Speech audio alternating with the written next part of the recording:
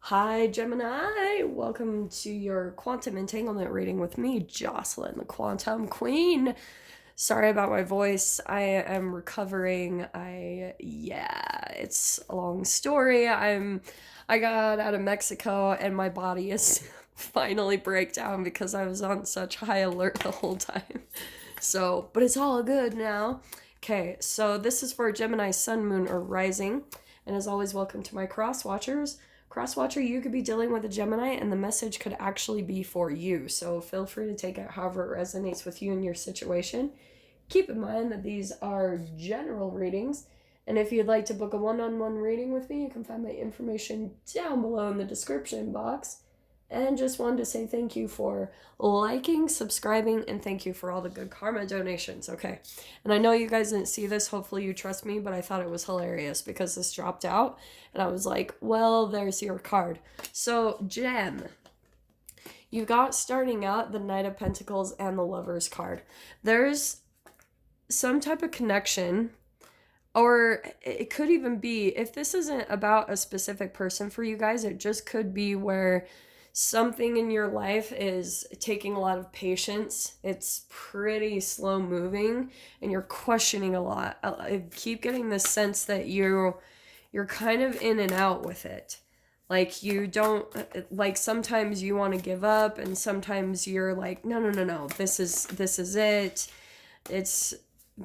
And it's funny, there was the Knight of Wands. I didn't take it out, but that just flashed out, which is that back and forth energy. So I'm like, I knew it. Okay, so Jen, let's see what comes out for you. Okay, well, that's why. All right, Gemini. So there's something about, well, this is a little intense. Okay, I'm going to go with a couple of these cards because I feel like what's happening, you've got the Judgment card, and this is why I'm going to take these two first because you've also got the Seven of Swords, which is usually about, some type of deceit or lies, and this is a wake-up call. Okay, so there's some type of deception I feel like you're waking up to.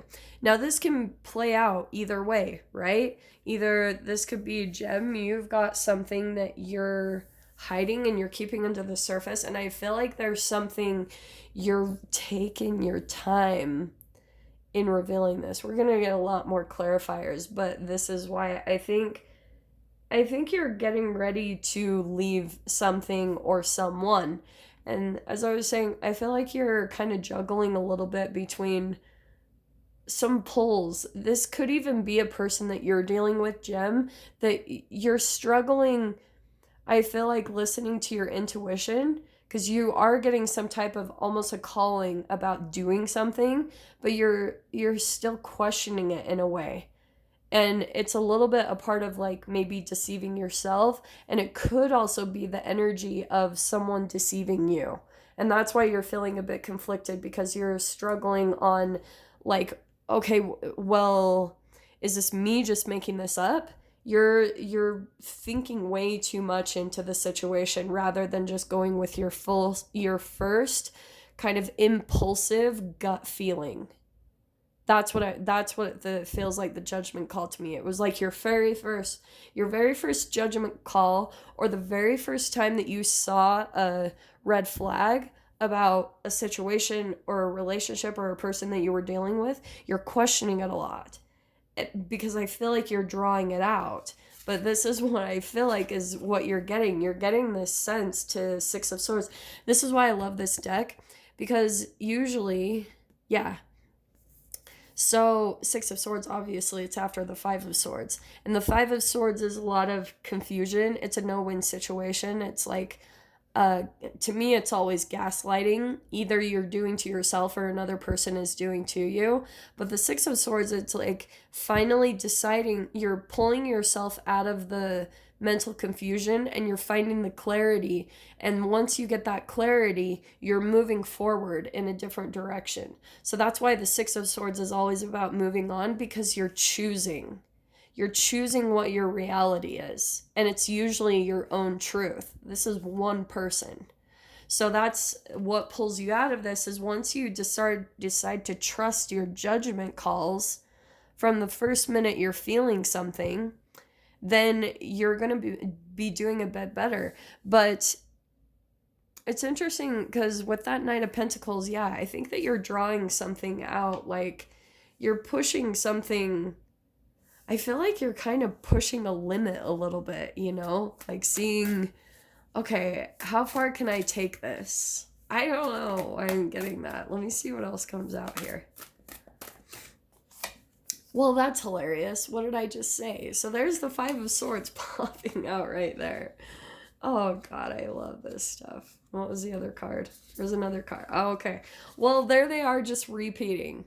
What in the heck? Okay, I'm not going to pull this again, but there it is. Isn't it a beautiful card? So, Gem, that's what you're moving on from. It's exactly what I said. There you are, feeling conflicted. Which one? Which reality? This could be multiple people's opinions and realities, and you're conflicted because you're outside of yourself. Here you are getting centered back into your truth and finally seeing the clarity, okay? Now, that's why I think this is beautiful. You've got this 10 of Cups, feeling emotional fulfillment. So that's what you're moving towards. Let me grab a couple more cards.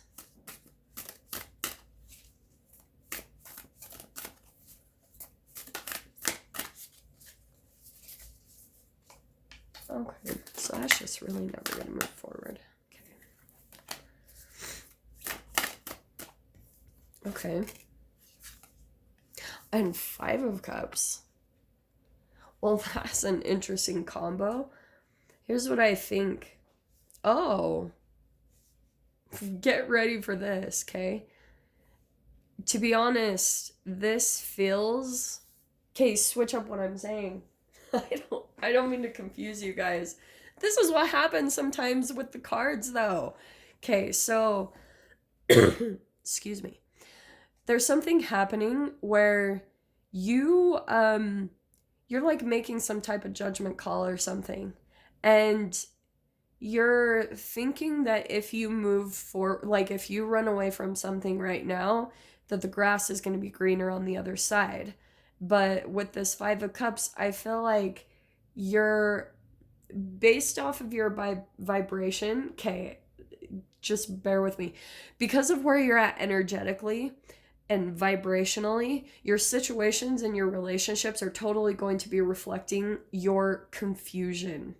Okay? This maybe even self-deception. So you could even be perceiving, just because you're maybe out of touch with yourself, that you're starting to even portray other people to be deceiving you. That you think people have ulterior motives or they have these other intentions. And it's because you've fallen out of alignment with your own truth. And so because of that, you're kind of caught in this constant cycle of where you're back and forth, and it's interesting because you're on this very specific path that's requiring a lot of patience and dedication, but mainly how to deal with yourself and your own mind.